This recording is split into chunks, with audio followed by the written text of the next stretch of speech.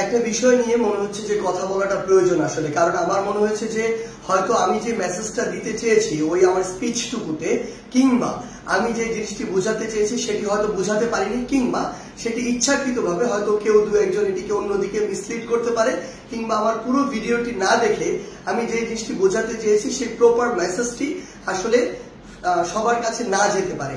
সেই জায়গা থেকে আমার মনে হয় বিষয়টি ক্লিয়ার করা প্রয়োজন।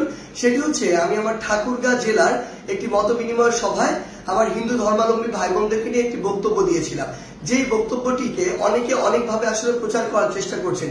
প্রথমে আমি একটি জিনিস স্পষ্ট করি, সেটি হচ্ছে এই বক্তব্যটি শুধুমাত্র ঠাকুরগাঁ জেলার জন্য প্রযোজ্য ছিল, কারণ আমরা তো অনেক জেলায় গিয়েছি, বাকি জেলায় তো এই কথাগুলো বলিনি।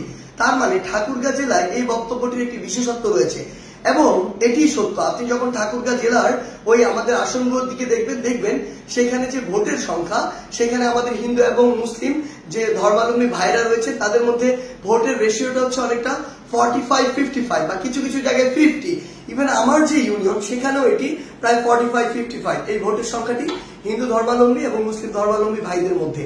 এখন আমি যে কথাটি সেখানে বলেছিলাম সেটি হচ্ছে, আমার সবচেয়ে খারাপ লেগেছে আমি যখন দেখেছি আমি আমার এলাকার যে ভাই বোনদের সাথে, যে বন্ধুদের সাথে, যে ছোট ভাইদের সাথে, হিন্দু ধর্মাবলম্বীদের সাথে একসাথে বড় হয়েছে, একই স্কুলে পড়েছি, একই জায়গায় পড়াশোনা করেছি, প্রাইমারি স্কুল লেভেলে, হাই স্কুল লেভেলে, তারা যখন আওয়ামী লীগ সরকার চেঞ্জ হওয়ার সাথে সাথে একটি ভয় নিয়ে, একটি আশঙ্কা নিয়ে তারা যখন ঘর বাড়ি ছেড়ে ওই ভারতের সীমান্তের দিকে রওনা হয়, যখন তাদের ঘর বাড়িতে হামলা করে, এটাও সত্য, ওই হামলা কিন্তু ধর্ম দেখে হয়নি, ওই হামলা হয়েছিল পলিটিক্যাল যে বিষয়গুলো সেই বিষয়গুলোকে প্রাধান্য দিয়ে।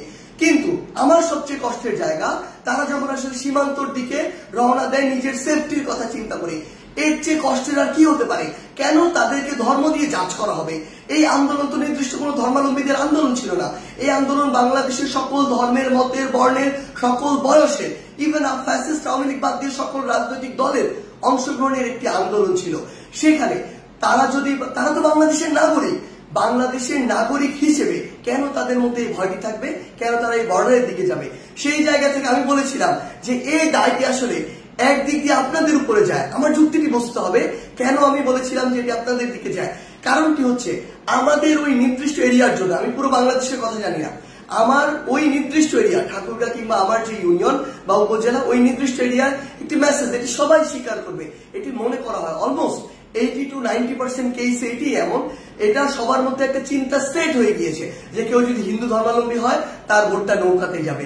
আমি আমার জায়গা থেকে যেটি বোঝাতে চেয়েছিলাম আমার ওই কথার মাধ্যমে, সেটি হচ্ছে এই যে একটি চিন্তা সেট হয়ে গিয়েছে, কিংবা এটি যে একটি বহিঃপ্রকাশ ঘটে, এটা আমার হিন্দু ধর্মাবলম্বী ভাইদেরকে বরং তার যতটুকু অধিকার, যতটুকু তার বুঝে পাওয়া উচিত ছিল ততটুকু পাওয়া থেকে বঞ্চিত করে। কারণ আওয়ামী লীগ অন্তত ওই অঞ্চলটুকুর জন্য মনে করে এই ভোট ব্যাংকটি আমার ফিক্সড। এবং সবচেয়ে বড় যে সমস্যাটি হয়, তখন কেউ একজন যখন সহজে কাউকে পেয়ে যায় তার মূল্যটি আর দিতে পারে না।